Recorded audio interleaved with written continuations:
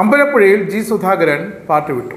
ദിവസങ്ങളായി 6 പതിറ്റാണ്ടിലേറെ കാലത്തെ കമ്മ്യൂണിസ്റ്റ് ബന്ധം ഇപ്പോഴും തുടരും. പക്ഷേ ഇനി CPM എന്ന പാർട്ടിയിൽ ജി സുധാകരൻ ഉണ്ടാകില്ല. സുധാകരൻ രാജിവെച്ച് 72 മണിക്കൂർ വരെ CPM കണ്ണിലെണ്ണ ഒഴിച്ച് കാത്തിരുന്നു. പക്ഷേ CPMൽ ഒരു പൂച്ചക്കുഞ്ഞ് പോലും സുധാകരന് അനുകൂലമായി പ്രതികരിച്ചില്ല എന്നും ഇതോടെ സുധാകരൻ്റെ രാജി ഒന്നുമല്ലാതായി പോയെന്നുമാണ് CPMൻ്റെ കണ്ടുപിടുത്തം. അടുത്തത് കണ്ണൂരാണ്. CPM സംസ്ഥാന സെക്രട്ടറി MV ഗോവിന്ദൻ 3 ടൈം പൂർത്തിയാക്കിയ തളിപ്പറമ്പ് മണ്ഡലത്തിൽ 4ാം തവണ ഗോവിന്ദൻ നിൽക്കുന്നില്ല. സ്വന്തം ഭാര്യയെ തന്നെ സ്ഥാനാർത്ഥിയാക്കി. ആരും ചോദിക്കില്ല, ആരും പ്രതികരിക്കില്ലെന്ന് സെക്രട്ടറി കരുതി. എന്നാൽ സെക്രട്ടറിക്കെതിരെ ആ തീരുമാനത്തിനെതിരെ രംഗത്ത് വന്നത് കരുത്തനായ കണ്ണൂർ ജില്ലാ സെക്രട്ടറി അംഗം TK ഗോവിന്ദനായിരുന്നു. പ്രതിഷേധിച്ച മുതിർന്ന നേതാവായ TK ഗോവിന്ദൻ പാർട്ടി വിട്ടു. ഇനി തളിപ്പറമ്പിൽ താൻ സ്വതന്ത്രമായി മത്സരിക്കുമെന്നും കോൺഗ്രസ് പിന്തുണച്ചാൽ അത് സ്വീകരിക്കുമെന്നും പ്രഖ്യാപിച്ചതോടെ CPM കണ്ണൂരിൻ്റെ അടിത്തറ ഇളകിയ അവസ്ഥയിലാണ്. മുഖം രക്ഷിക്കാൻ മാത്രമായി ജില്ലാ സെക്രട്ടറി KK രാഗേഷ് ഒടുവിൽ ഗോവിന്ദനെ പാർട്ടിയിൽ നിന്നും പുറത്താക്കിയതായി പ്രഖ്യാപിച്ചു. TK ഗോവിന്ദൻ എക്സ് കമ്മ്യൂണിസ്റ്റ് എന്നുവരെ രാഗേഷ് പറഞ്ഞു വെച്ചു. തളിപ്പറമ്പ് മണ്ഡലത്തിൽ PK ശ്യാമളയെ സ്ഥാനാർത്ഥിയാക്കിയതുമായി ബന്ധപ്പെട്ട തർക്കമാണ് അങ്ങനെ ഗോവിന്ദൻ്റെ തീരുമാനത്തിന് പിന്നിൽ. 40 വർഷത്തെ കമ്മ്യൂണിസ്റ്റ് പാരമ്പര്യമുള്ള നേതാവാണ് ശ്യാമളയെന്നും പഠനകാലം മുതലേ പാർട്ടി പ്രവർത്തകയാണ് അവരെന്നും അതുകൊണ്ട് സ്ഥാനാർത്ഥിയായ യോഗ്യതയുണ്ടെന്നുമാണ് KK രാഗേഷ് പ്രതികരിച്ചത്.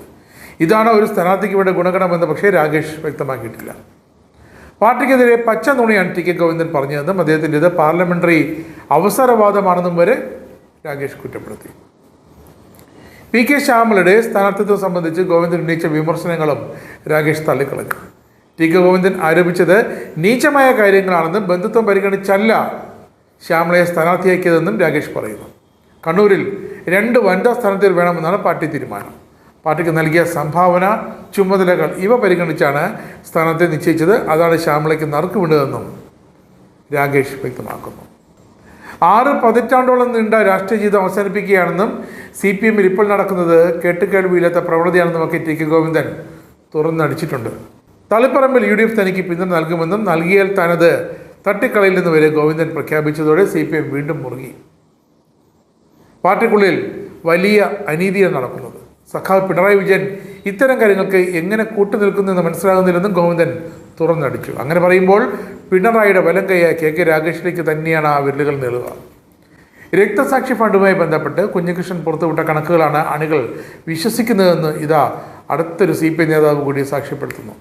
പിന്നെ സംരംഭകനായിരുന്ന സാജൻ്റെ ഒരു മരണത്തിന് ഉത്തരവാദി PK ശ്യാമളയാണെന്ന പ്രചരണം നാട്ടിൽ ശക്തമാണ്. അവരുടെ നിലപാടുകളാണെന്ന് സാജൻ്റെ ആത്മഹത്യയിലേക്ക് നയിച്ചതെന്നാണ് ഇപ്പോൾ കണ്ണൂരിലെ CPMകാർക്ക് വ്യക്തമായി അറിയാമെന്ന് TK ഗോവിന്ദൻ ആവർത്തിക്കുന്നു. പിന്നെ PP ദിവ്യയോടും PK ശ്യാമളയോടും പാർട്ടി ഇരട്ടത്താപ്പാണ് കാണിക്കുന്നത്. P ജയരാജനെ പോലുള്ള മുതിർന്ന നേതാക്കളെ വീണ്ടും ഒതുക്കി നിർത്തുന്നു, ബോധപൂർവം അവരെ മാറ്റി നിർത്തുന്നു. ഇതൊക്കെ തുറന്നടിക്കാൻ പാർട്ടിക്കുള്ളിൽ ഇനിയും അണികളും നേതാക്കളും തയ്യാറായി നിൽപ്പുണ്ട്. പക്ഷേ ഭയം കൊണ്ടാണ് ആരും പറയാത്തത്.